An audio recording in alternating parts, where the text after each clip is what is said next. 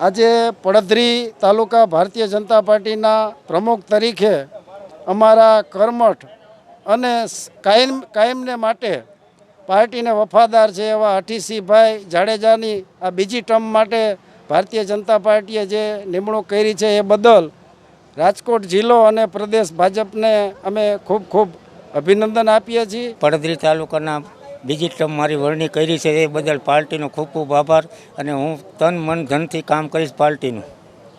સવારથી લઈ અને સાંજ સુધી આજે બધા તાલુકામાં સંગઠન સ્વરચના પૂર્ણ કરવામાં આવી છે.